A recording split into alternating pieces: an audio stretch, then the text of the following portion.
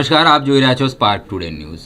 બોડેલી તાલુકાના કોસિંદ્રા ગામે આવેલી જીનમાં ખેડૂતો દ્વારા કપાસ વેચવા માટે મોટી લાઈનોમાં ઊભું રહેવાની વારી આવી છે। બોડેલી તાલુકાના કોસિંદ્રા ગામ પાસે આવેલા કપાસની જીનમાં કપાસ વેચવા માટે ખેડૂતોની મોટી લાઈનો, ખેડૂતોને તારીખ આપ્યા બાદ પણ કલાકો સુધી લાઈનમાં ઊભું રહેવું પડે છે। જ્યારે સીસીઆઈ દ્વારા નસવાડીની કપાસની જીનમાં સીસીઆઈનું સેન્ટર મંજૂર ન કરાતા બે તાલુકાના ખેડૂતો કપાસ વેચવા માટે કોસિંદ્રા ખાતે આવે છે। સીસીઆઈ દ્વારા ખેડૂતોને પીવાના પાણીની પણ વ્યવસ્થા કરવામાં આવી નથી।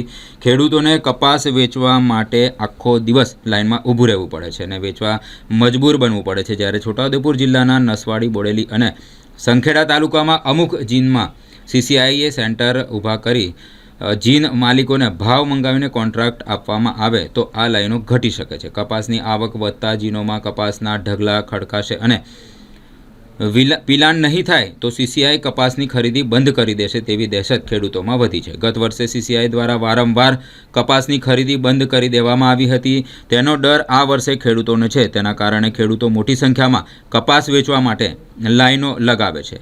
એપીએમસી દ્વારા કરોડો રૂપિયાની શેષ ફી સીસીઆઈ પાસે વસૂલે છે, ત્યારે સીસીઆઈને ખેડૂતોને પીવાના પાણીની વ્યવસ્થા ઊભી કરવી જોઈએ। ખેડૂતોના હિત માટે આટલી કામગીરી પણ બોડેલી એપીએમસી કરી શકતી નથી તેમ ખેડૂતોની નારાજગી વ્યક્ત કરી હતી।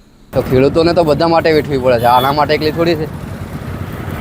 બહુ તકલીફ પડે અહીંયા લાઈનમાં ઉભા રહે। આ સવારોના આવે તો સાંજ લગીને લાઈનમાં રહેવું પડે, બીજું કંઈ કામ બામ કરવું હોય તો થતું નહીં અને બહુ બધી સમસ્યા, કેમ કે બીજું કંઈ કામ હોય, આ છે તે છે, આખો દિવસ નીકળી જાય છે।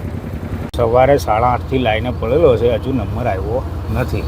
કેટલા કલાક જાય છે લાઈનમાં? 3 થી 4 કલાક બગડે છે તો કોટા સુધી પહોંચાય છે।